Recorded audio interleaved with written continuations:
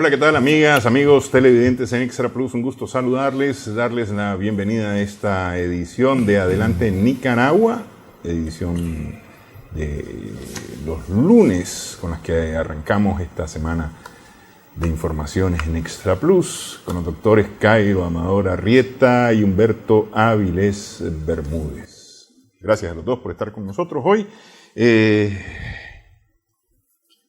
Estados Unidos, el tema, o uno de los temas, es el tema migratorio, los resultados de la decisión de la Corte Suprema de Justicia de darle luz verde al presidente Trump para que utilice parte del dinero de defensa para su muro.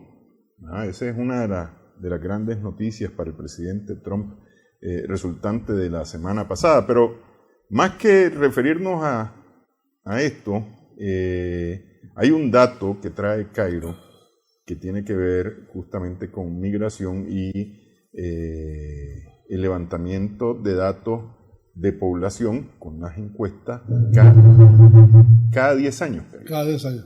Cada 10 años.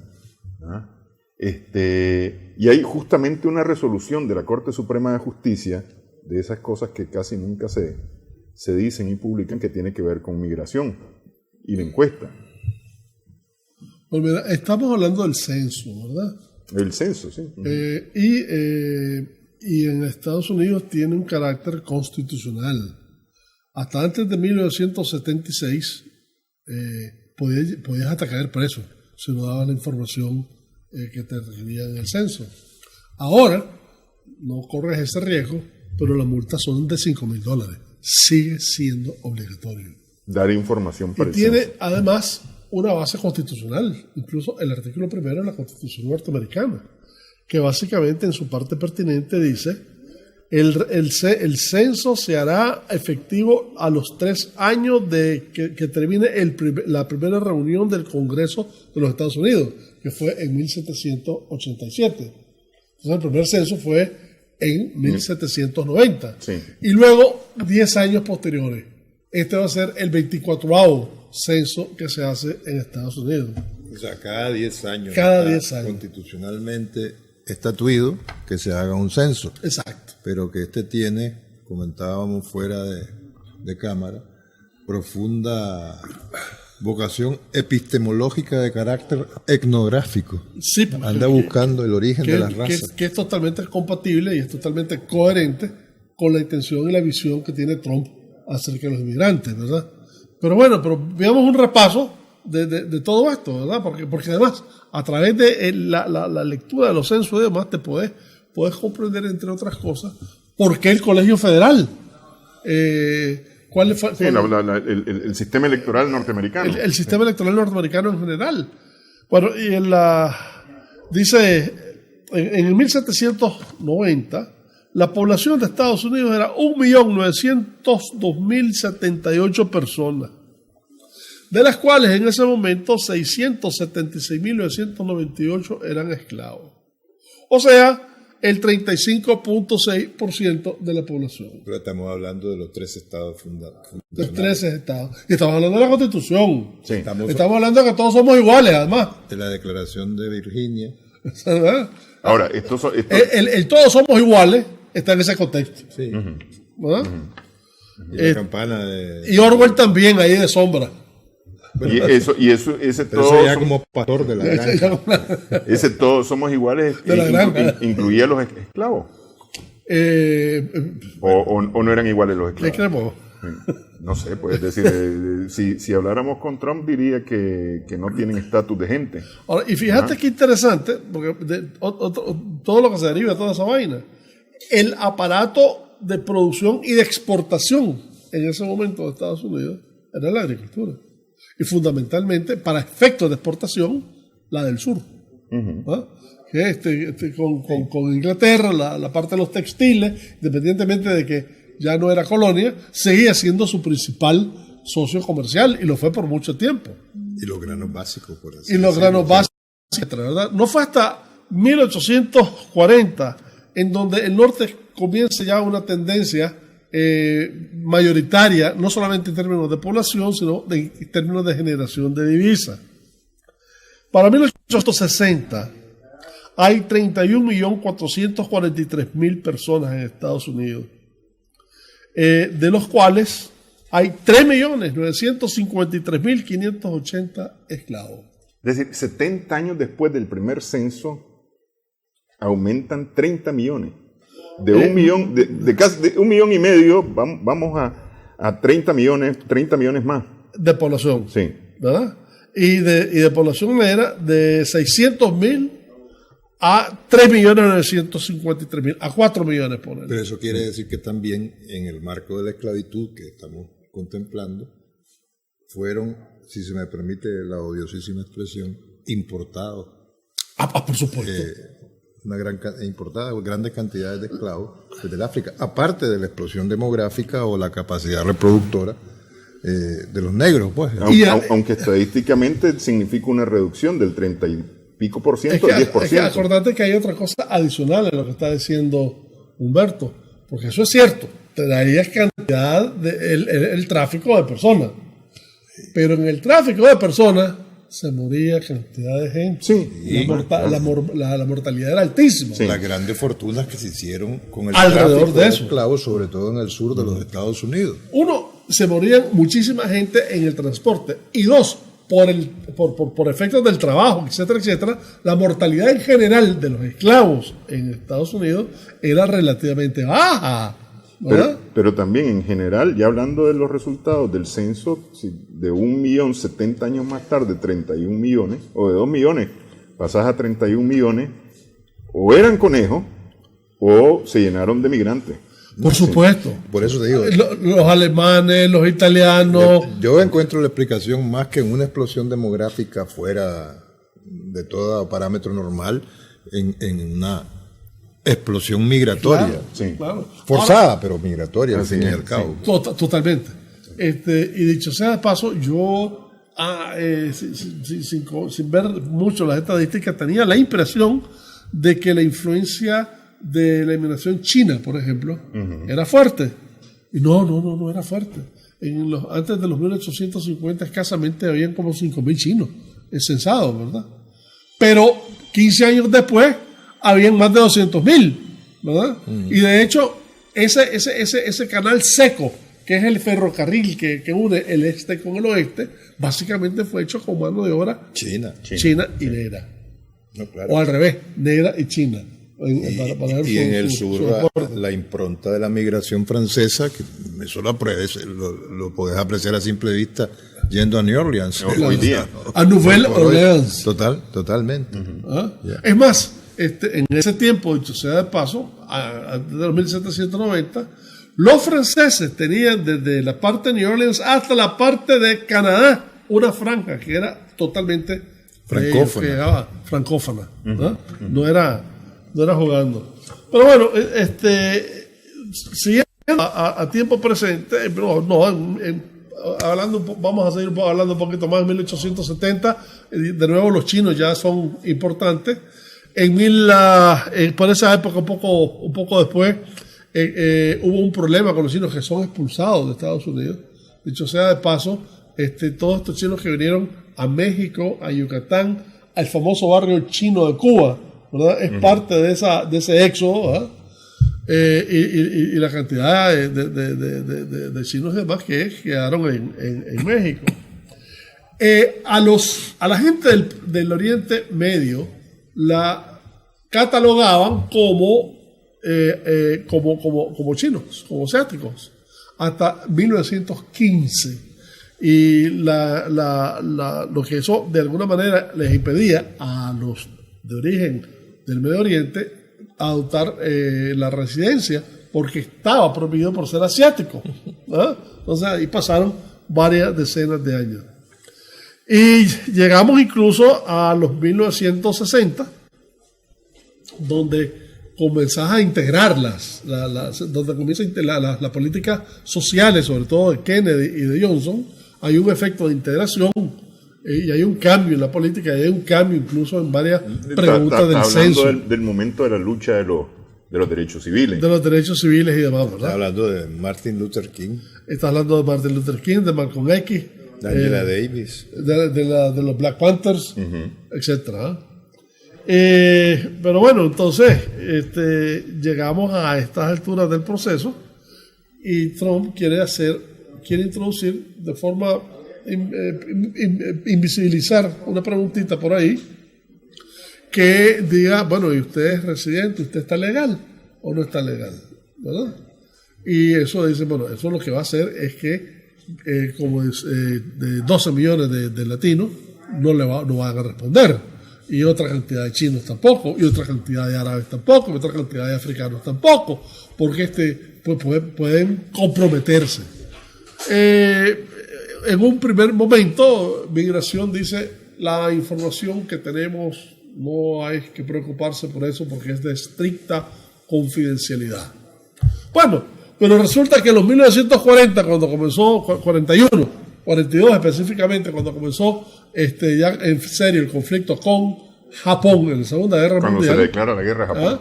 El sistema de migración de Estados Unidos le da la información al gobierno central y como consecuencia echan preso a todos los japoneses y descendientes de japoneses. Información resultante del censo. Información resultante del censo. Entonces eso viene a confirmar los temores de cualquier migrante en territorio norteamericano a decir la verdad con respecto a su origen. Exacto. Uno.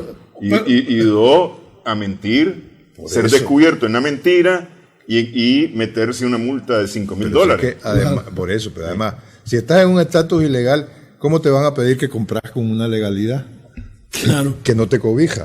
Pero ahora, bueno. el punto también es, olvídate de los japoneses. Después del 9/11, ¿verdad? Los departamentos de inteligencia, el FBI, etcétera, etcétera, le pide al censo que le dé la no solamente los nombres, localización de todos los iraquíes, egipcios y de Arabia Saudita que se encuentran en Estados Unidos. Consecuentemente también hubo otra redada. Entonces, la credibilidad que tienen, esa confidencialidad que tiene el censo, pues, está un poco dudosa, ¿verdad? Sí, es que la confidencialidad, ¿para quién?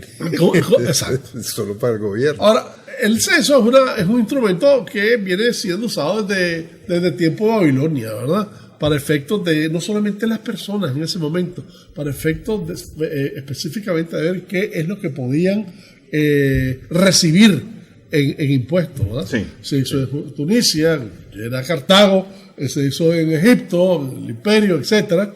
Pero fue básicamente hasta con los romanos cuando comenzó a hacerse de forma más consistente, básicamente en la ciudad de Roma. Y en el 5 a.C., 5 siglos antes de Cristo, se llevó a cabo en todo el imperio. Y si no, acordate cuando María se traslada de Nazaret a Belén. De Nazaret a Belén, ¿no? Sí. Era, entre otras cosas, por efecto a la ciudad de nacimiento de José, su esposo, bueno, sí. Pero entonces, ¿para qué, entre otras cosas, sirve el censo? Uno, independientemente de la parte económica, de la parte social, etcétera, etcétera, la parte política, sirve para definir los distritos. Sirve para ver los fondos que se le van a otorgar a los diferentes distritos. Sirve para ver qué proporción de políticos electos van a ir a la parte federal. Y quien ha usado de forma científica esa información han sido los republicanos. Porque precisamente con esa información y con el sistema electoral que tienen, en el año 2010 llegaron a tener la mayoría de la Casa de Representantes teniendo menos votos. O incluso el presidente Trump llegó a ser presidente de los Estados Unidos teniendo de votos menos. 3 millones de votos menos. Claro. Entonces, mira todo lo que puede sacar de este asunto de los censos, ¿verdad? Pero vamos a la pregunta migratoria. Fue rechazada por la Corte Suprema de Justicia. Fue rechazada. Después de un pleito enorme vendido, largo, que se metió ¿Qué todo fue el mundo. rechazada? La obligatoriedad. No, la pregunta. La pregunta no se puede incluir en el censo. No lo incluyeron. ¿A qué raza pertenece? ¿Y cuál es tu estatus? Y básicamente Migratorio. está ¿Cuál legal, es tu está estatus? legal. Lo que decíamos antes, no podés cobijar de legalidad, ¿ya? O exigirle legalidad a una gente que no es cubierta por la legalidad vigente, en el caso de los Estados Unidos de Norteamérica. Esa es la base de la resolución de la Corte Suprema. Y la además- inconstitucionalidad. Y a partir de esa estructura del censo, estudiada y aplicada de forma objetiva y con gran metodología, es que te explicas, entre otras cosas, el resurgimiento del Partido Republicano. Y porque atenta, en la base de la sentencia está un atentado a la igualdad, al todos somos iguales, con el que comenzábamos el comentario. Así es. Así es. Bueno, En fin. por de pronto. Sí. Vamos, hacemos pausa. Después de estos datos, hacemos pausa. Decíamos que en el programa se habla de las noticias publicadas y las no publicadas. Pausa. Regresamos en breve para continuar conversando.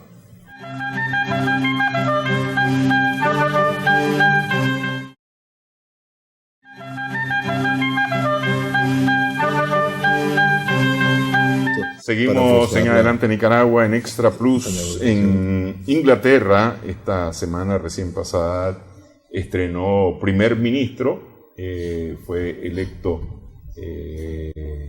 Boris Johnson como el nuevo primer ministro. Este va a concluir el periodo actual, ¿no? Hasta nuevas elecciones. Así sería. Esto tiene que ver con lo que comentábamos en programas anteriores, hasta que el hijo pródigo retornó. Entiéndase, Cairo, ¿verdad? Boris Johnson, lo que fue electo, fue candidato a primer ministro por el Partido Conservador, Sí. dándole continuidad a la cesada ya y exhausta Theresa May del Partido Conservador. Entonces no es que hubiese elecciones Sí, no, generales, correcto, hubo sí. elecciones dentro del Partido Conservador, de manera que es el primer ministro de 190.000 afiliados al Partido Conservador británico. Estos son los efectos de las disque democracias representativas, en este caso particular la británica, que se supone que es la más antigua rancia, o la más rancia de los sistemas democráticos, esa que llevó a Winston Churchill a decir que era el menos malo de los regímenes políticos existentes. El primer ministro es aprobado por el rey, o por la reina. Exactamente. Al ser investido más que elegido por el Partido Conservador, es presentado por Theresa May, la cesante, fue a donde la reina a formalizar su renuncia y decir el candidato del Partido Conservador electo es Boris Johnson. Y en esa medida fue ratificado por el Parlamento, por la Cámara de los Comunes, ¿no? Inmediatamente de que fue ratificado primer ministro e hizo su primera intervención pública, él nombró como speaker, el portavoz de la Cámara de los Comunes, a el jefe del ala más radical pro-Brexit del Partido Conservador. Es que Boris Johnson es pro-Brexit. No, por supuesto. Él ha hecho eso, el leitmotiv, el eje central de su campaña ha sido el Brexit, ¿no? Y dijo el mismo 24 de julio que acomodé lugar el 31 de octubre, que es el plazo fatal, por así decirlo, para que Gran Bretaña, el Reino Unido, esté fuera de la Unión Europea. Eso es con acuerdo o sin acuerdo. Va a ocurrir. Sí. Ocurre. Pero en eso están de acuerdo los europeos y los británicos. Estaban. Lo que pasa es que esa fecha, el 31 de octubre, vence el plazo para que se produzca el Brexit con o sin acuerdo. Pero el 1 de noviembre, la actual Comisión Europea, entiéndase el Poder Ejecutivo de la Unión Europea, encabezado por Jean-Claude Juncker, y tentativamente, mientras no sea ratificada formalmente la von der Leyen, la candidata alemana, hasta el 1 de noviembre asume la nueva Comisión Ejecutiva. De manera que el momento no es muy halagüeño para la Unión Europea, porque si se produce el Brexit con o sin acuerdo, y peor si es en los términos que plantea Boris Johnson, que dice que va a un Brexit salvaje, porque él dice, lo primero que dijo, en parte de eso, es renegociemos. Le llaman prórroga técnica de un lado y de otro, es lo más que se ha dicho, que no se produzca violentamente en esa semana del 31 y el 1 de noviembre, aunque sea unos días después. Eso es a lo que se está apostando. Y eso es lo que le llaman prórroga técnica. Entonces, y ya Michel Barnier, que es el jefe negociador de la Unión Europea, ha dicho que estarían dispuestos a renegociar siempre y cuando lo que proponga el gobierno de Boris Johnson sea compatible con el acuerdo que cerró en noviembre del 2018 la Theresa May con los 27, pues, que quedarían en la Unión Europea una vez que se produzca. Y hay otra cosa que no es menos significativa. Otra decisión, la primera decisión de Johnson, en tanto que nuevo primer ministro británico, fue no nombrar, ni siquiera candidatear, si se me permite la expresión, al quien va a sustituir al comisario británico para las negociaciones. Entonces están así las cosas, ¿no? Y además amenaza a Johnson, por eso es que no se sabe quién tiene más miedo. Si de un lado del Canal de la Mancha el nuevo gobierno británico presidido por Johnson, o del otro lado la nueva Comisión Europea que va a presidir en principio a von der Leyen y compañía, ¿no? Porque ya amenazó, dice, bueno, si no hay acuerdo, los 45.000 millones de euros que están en lo que está valorada la factura, lo pendiente, lo que le debe el Reino Unido a la Unión Europea, los voy a utilizar para amortiguar el impacto de la ruptura económica, ¿no? Uh-huh. Ahora, el gran rollo continúa siendo exactamente el tema de Irlanda. Por supuesto. Ese es el principal pegón. Y fundamentalmente la salvaguarda calificada como backstop es el endurecimiento de las condiciones fronterizas entre Gran Bretaña y la República de Irlanda. Sí. No Irlanda del Norte, que es un territorio británico enclavado en la isla de Irlanda. Uh-huh. Entonces, ese es el problema. Johnson se niega al tema del backstop. Dice que es el principal obstáculo y que hay que negociar técnicamente todo esto que hemos venido diciendo alrededor de eso. Entonces, ¿quién se ha echado a temblar? ¿En qué se traduce inmediatamente eso? Hay una demanda fuera de toda previsión de pasaporte británico por parte de los irlandeses del norte. Los de Belfast, ¿verdad? En Belfast, sobre todo, previendo, no lo que ocurre en Dublín, sino en Belfast, ¿no? Uh-huh. Entonces, porque ¿qué se prevé? Que en Irlanda, el Brexit, su primer efecto es que en la República de Irlanda, el Producto Interno Bruto disminuye al menos en un 3%. Entonces, ahí hay un elemento político. No perdamos de vista que el gobierno conservador, fuese Theresa May o Boris Johnson ahora, se sigue sosteniendo, parlamentariamente hablando, su estabilidad, para que sus iniciativas de ley puedan prosperar, gracias a los 10 votos al bloque de los 10 diputados del Partido Unionista Irlandés. Uh-huh. La clave de su estabilidad política hasta el momento. Otra cosa es el caso de Escocia, ¿no? Que ya empezaron, la ministra principal ya empezó a esgrimir la amenaza de un segundo referéndum sobre la independencia de Escocia.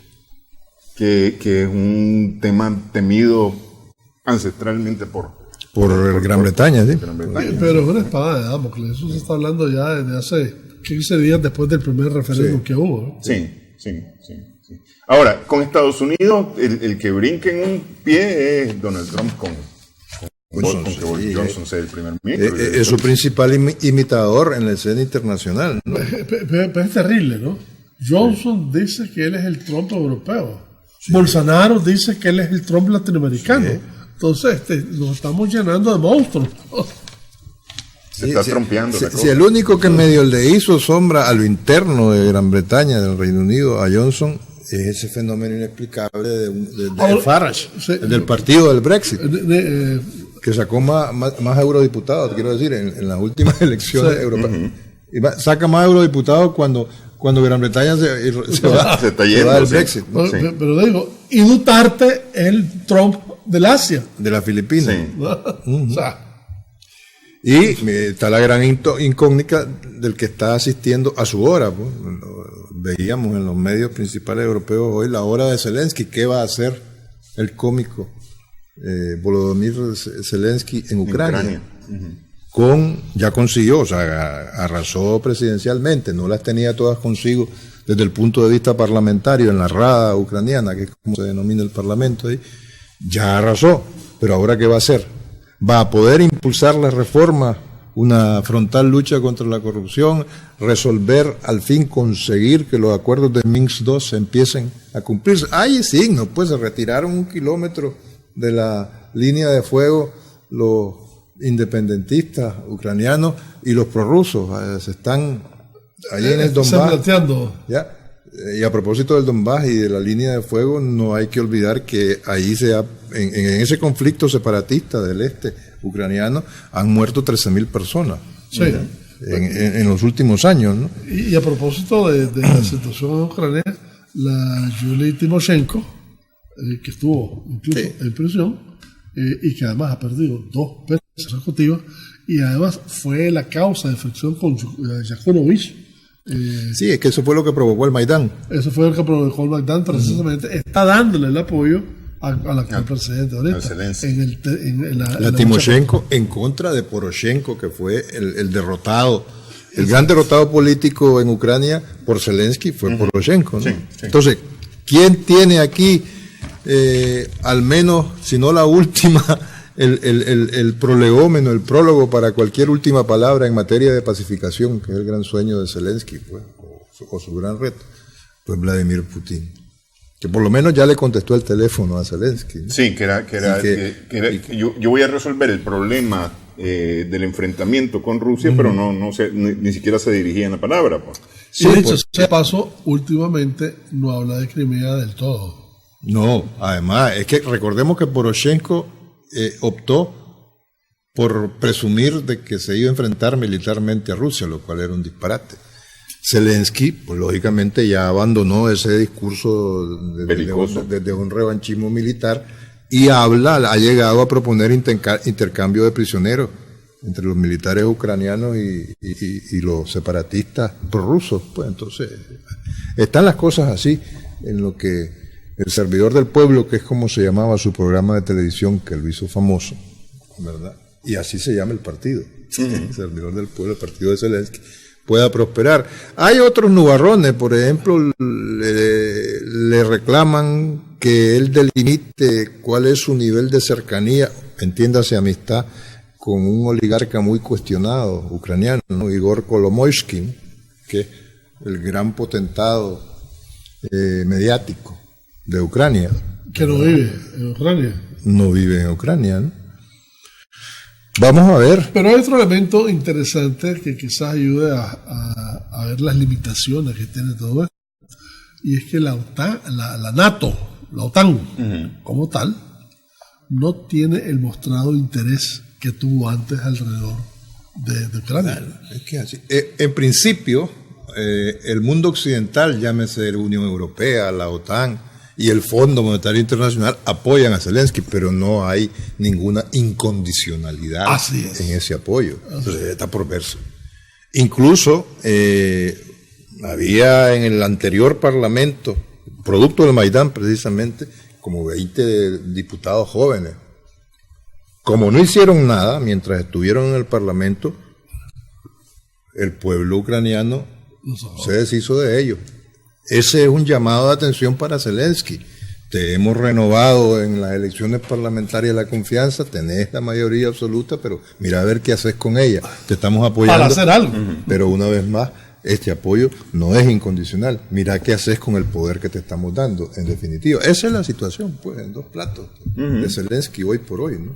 Se dice fácil, habrá que ver qué puede hacer más allá del avanzado verano europeo, ¿no? Bueno, dos batallas tiene, la de lograr un acuerdo con Rusia, que es su principal batalla o su primera batalla, y el tema de la corrupción en el gobierno. O sea, poder sacar adelante las reformas que necesita la institucionalidad ucraniana para afrontar los niveles de corrupción de los anteriores gobiernos.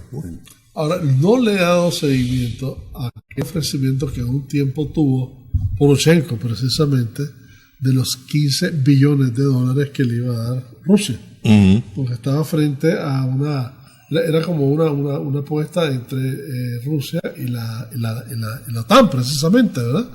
y los intereses rusos estaban, y se portó con una elasticidad no muy usual Putin, ¿verdad? Al ofrecer incluso 15 billones de dólares. No sé qué pasó con eso, pero fue Poroshenko al final. No, es que todo eso se cayó. No se concretó esos 15 billones. Para nada. Y están todavía en el aire. Eso puede ser una oferta interesante para Zelensky. Para Zelensky, ¿no? Bueno, vamos, hacemos pausa en esta edición de Adelante Nicaragua en Extra Plus.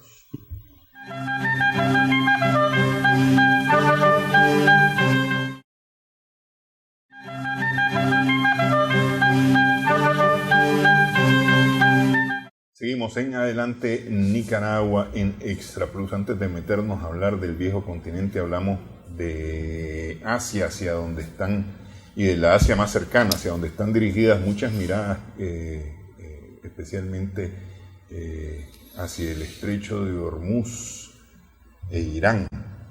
Sí, que de alguna manera podría tener alguna explicación la atención de la OTAN o la desatención de la OTAN hacia Ucrania por estarla dirigiendo hacia esta zona del planeta. Además que la crisis de Irán y centrada en el Golfo de Hormuz, precisamente a raíz de la captura por patrulleras iraníes de la Guardia Revolucionaria de un petrolero con bandera británica, ¿ya? Ha venido a demostrar el declive irreversible de momento de la famosa Royal Navy, la Marina Real Británica, ¿no? Sí. Porque la fragata, la Monrose, la única que estaba en el Golfo de Hormuz británica, era la que tenía que haber protegido al petrolero en cuestión, llegó una hora tarde, ¿no? Entonces, ahora el actual ministro de Defensa británico del gobierno de Johnson está pidiéndole a la OTAN que por favor conformen una flota para ir a vigilar, a patrullar ahí, a hacer presencia navalmente, porque la Gran Bretaña no puede con la fuerza que tiene, ¿no? Entre otras cosas, quiero decir, asteriscos, si se quiere. La reina de los mares, la Royal Navy, si todavía pues para la guerra de las Malvinas tenían 60 destructores y fragatas, hoy por hoy solo tienen 19. Y el presupuesto de defensa ha disminuido en el 18%, en 8.000 millones de libras en los últimos 5 años, ¿no? Y por el otro lado, la defensa europea la llama Le Monde Diplomatique ejército de papel. No están haciendo nada. Y acumulado han venido decreciendo su aporte en términos del Producto Interno Bruto a efectos militares desde hace rato. Y no llegan al reclamado y tan cacareado 2% que deben aportar, que le llegó a reclamar Trump en la cumbre. Salvo Alemania, creo, ¿verdad? Sí, pues. Y entre otras cosas, gracias a la señora esta que ahora va para... A la von der Leyen. Que era la ministra de Defensa. A la que va de presidenta de la...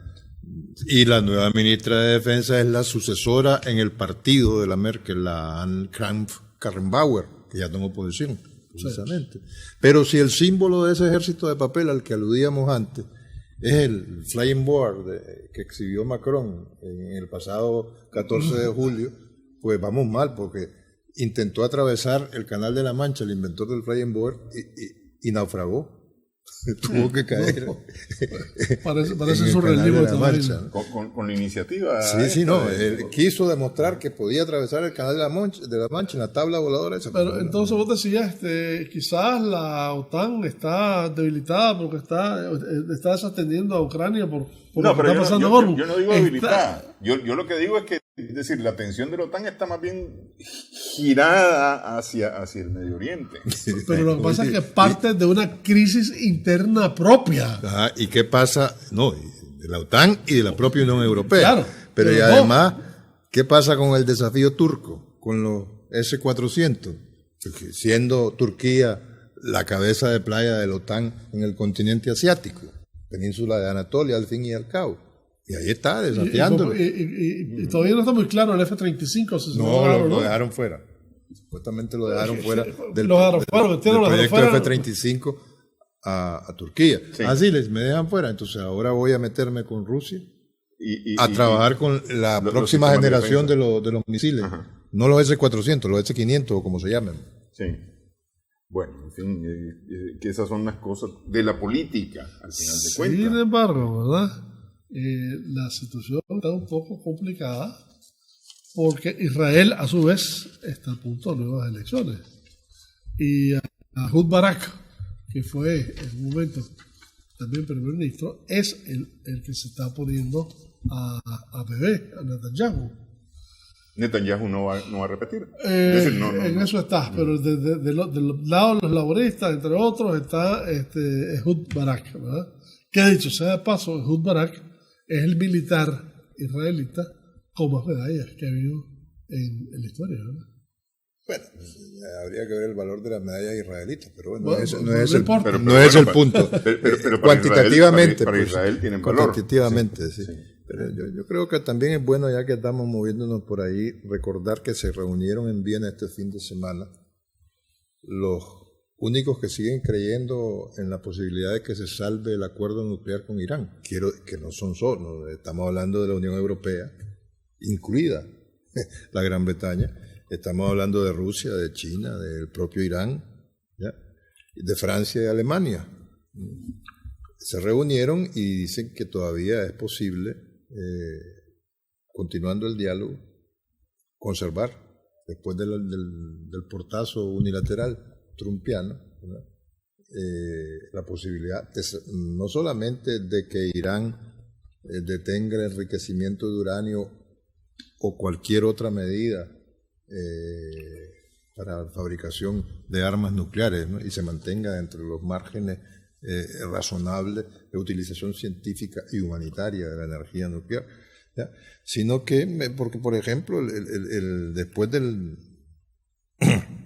esta reunión de este pasado fin de semana, el vicecanciller iraní, Arakshi, declaró que las discusiones fueron muy buenas.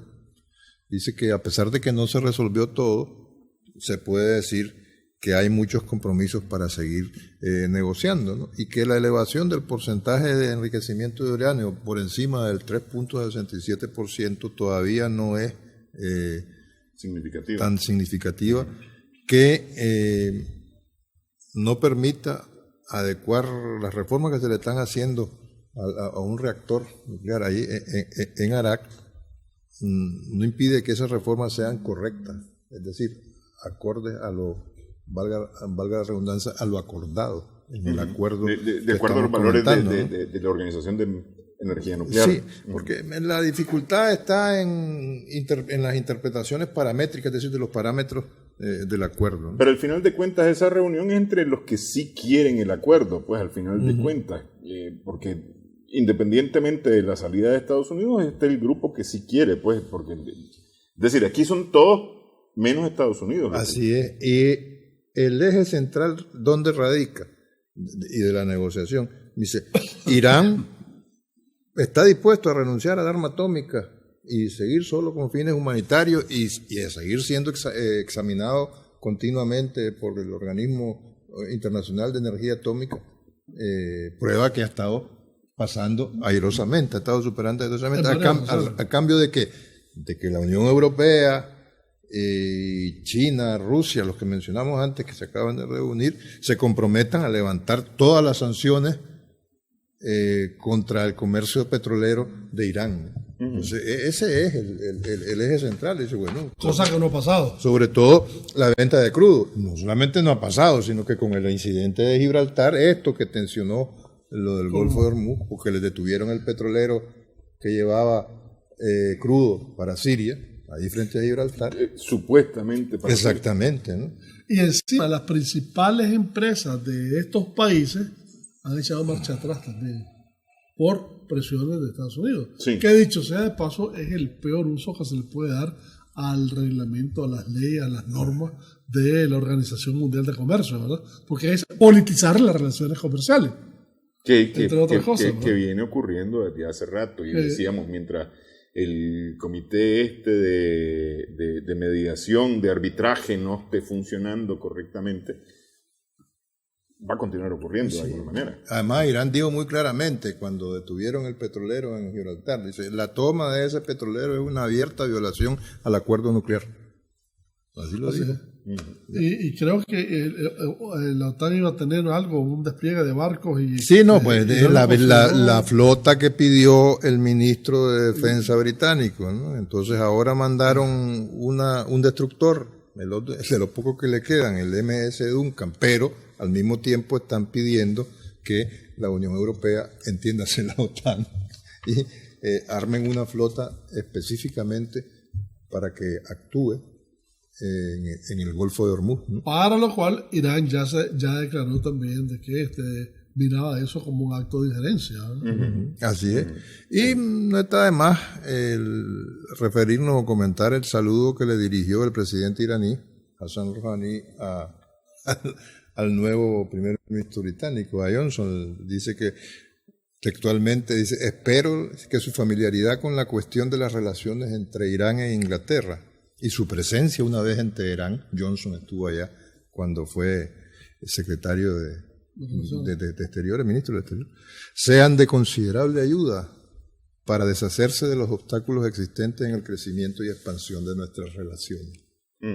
Una cátedra de lenguaje diplomático para un neo primer ministro no muy diplomático, que digamos, ¿no? Sí.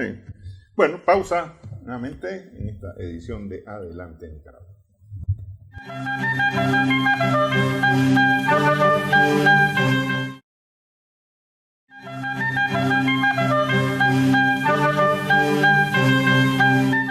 Seguimos en Adelante Nicaragua en Extra Plus. En España no pudo, y lo discutíamos el lunes anterior, no pudo el presidente en funciones, Pedro Sánchez, conformar o lograr la investidura para volverse formalmente gobierno. Y no pudo cuando en principio era más fácil, incluso desde el punto de vista teórico, porque en la primera ronda tenía que conseguir la mayoría absoluta, 176 de 350 diputados. Esta vez, en la segunda ronda, le hubiese bastado con la mayoría simple, pero ni eso pudo, solo obtuvo 123 votos de su bancada y uno de un aliado regionalista cántabro, el Partido Regionalista Cántabro, un Revilla. No logró consolidar que se concretara el ofrecimiento de un gobierno de cooperación de izquierda, que se empeñó en manejar ese lenguaje, que no llegara a la coalición. Pero es que ahí hay una cuestión de palabras, de alguna manera, porque, por ejemplo, le decía en la primera sesión, si no me equivoco, le decía el presidente de Unidas Podemos o el representante de Unidas Podemos a Sánchez: no queremos un cogobierno. Es más, no nos dé la cartera del Ministerio del Trabajo, pero denos las competencias del trabajo. Le dijo: yo renuncio a la cartera de trabajo a cambio de las políticas activas de empleo, ¿ya? Que puede sonar a un eufemismo, pero lo que le estaba diciendo: denos acceso a los fondos que presupuestariamente, que son sensibles, favorecen y promueven el empleo, ¿no? en España, ¿ya? Inversión pública. Sí, los fondos de inversión pública, porque lo que estaba en juego el ofrecimiento era, sin ir más lejos, una vicepresidencia social. Sí. Les daban asuntos sociales, el Ministerio de Asuntos Sociales, me parece que salud, si no y otro más, pero ellos pedían, a diferencia, Hacienda, Trabajo, Defensa, ¿ya? Y alguno que otro negociable. Pero entonces Sánchez, a su contrario, siempre les dijo que ellos no podían, o sea, ustedes quieren básicamente, dice, lo más estratégico del gobierno. Dice, los fondos públicos, el presupuesto, quieren el presupuesto, controlarlo. Entonces no hubo manera de llegar a un acuerdo, aparentemente, porque la oferta de declinar la cartera de trabajo fue allí en caliente. Sí, durante la última hora, en la última intervención de Pablo Iglesias previa a la votación, que, como sabemos, arrojó 124 a favor 55 abstenciones, si no me equivoco. Que es la de Podemos. Y 144 en contra, más o menos, una cosa así. Que es el Partido Popular y Ciudadano.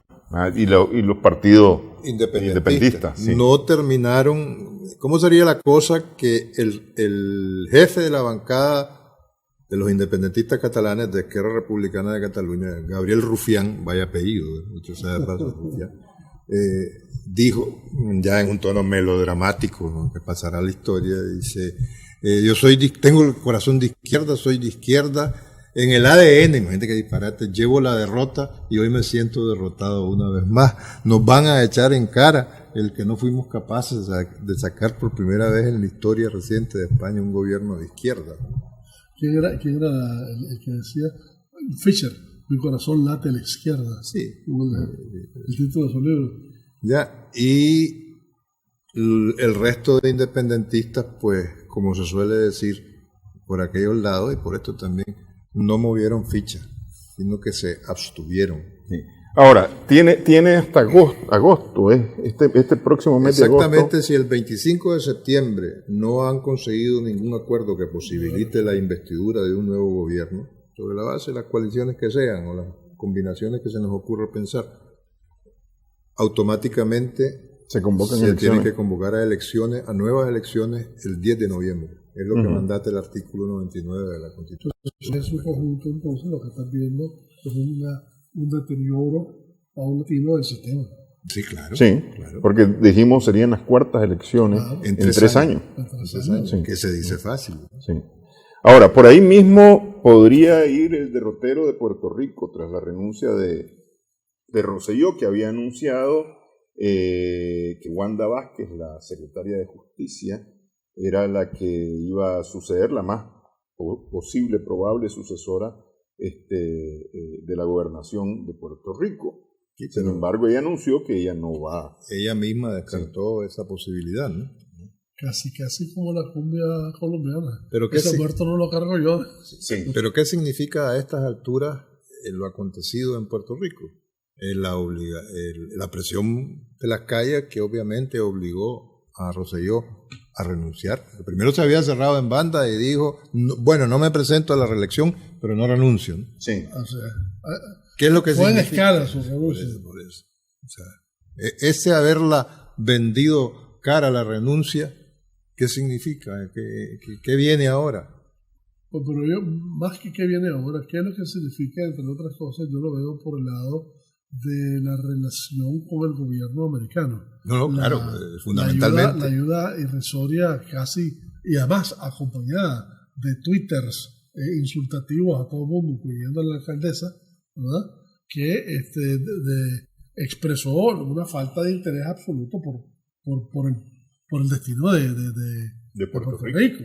Si Puerto Rico, entre otras cosas, le venía más plata, es por las remesas de los puertorriqueños trabajando en los diferentes estados, que por lo que el Estado federal les aportó. Y además, en esa situación, yo me pregunto, ¿habría sido la misma actitud de este gobierno si efectivamente los puertorriqueños pudiesen votar? Pues definitivamente no. Lo hemos comentado fuera de cámara. El estatus ese, valga la redundancia, de Puerto Rico Estado Libre Asociado, lo cual no lo convierte en estrellita de la Unión, para nada, se traduce en el ejercicio de los derechos políticos, comenzando por el del voto, en que los ciudadanos puertorriqueños podrán tener un pasaporte que diga Estados Unidos de Norteamérica, como de hecho lo tienen, pero eso no les permite, no los habilita para ejercer el derecho al voto. Entonces, ahí está, entre otras cosas. Son ciudadanos de una X categoría. ¿Cuál es? No sabemos. Y en medio de todo eso, ¿verdad?, como una combinación del deterioro de la situación económica, del deterioro de la situación política, de la falta de perspectiva, etcétera, me da la impresión que está resurgiendo un movimiento independentista. Eso, habría que ver cómo la gente de Rubén Berrío, el Partido Independentista Puertorriqueño, logra capitalizar esto. Claro. Sí. Exactamente. De momento a las 5 de la tarde de este viernes, hora de Puerto Rico, se hace efectiva la renuncia de Ricardo Rosselló, y todavía, por lo menos cuando empezamos este programa, estaba en veremos cómo iba a ser el tema de la sucesión, que resultó que la señora Vázquez no va a la sucesión. Hong Kong, antes de terminar. Bueno, mira, Hong Kong casi lo vamos a dejar como un tema pendiente porque hoy Beijing se pronuncia oficialmente luego de 2 meses de continuas, consistentes y crecientes manifestaciones. Y me da la impresión de que va a ser en un tono un tanto duro. No, yo no dudo que será duro el tono de Beijing, pero en cualquiera de los casos, ¿verdad? Estamos hablando de 2 meses de continuas manifestaciones. Sí. Hasta la de este fin de semana, incluso hubo gas y balas de goma, etcétera, etcétera, ¿verdad? Y lo que, olvídate de Japón, ¿cómo afecta eso a China en términos de sus otras relaciones, específicamente con Taiwán? Que además ahorita está en proceso electoral. Y con el ¿verdad? Kuomintang apuntando a recuperar el poder. Exacto. ¿Verdad? Y con el PPP hablando desde ahorita de una plataforma donde ellos dicen que van a proclamar la independencia. O sea, todo eso Sí. le da salsa a todo a esa declaración. Bueno, nos vamos a quedar a la espera de los resultados del pronunciamiento chino de Beijing para poder abordar el tema de Hong Kong la próxima semana. Muchas gracias, Humberto, Cairo. Gracias a nuestras amigas, amigos televidentes también por su sintonía en esta edición de Adelante Nicaragua. Esperamos que el programa haya sido de provecho para ustedes.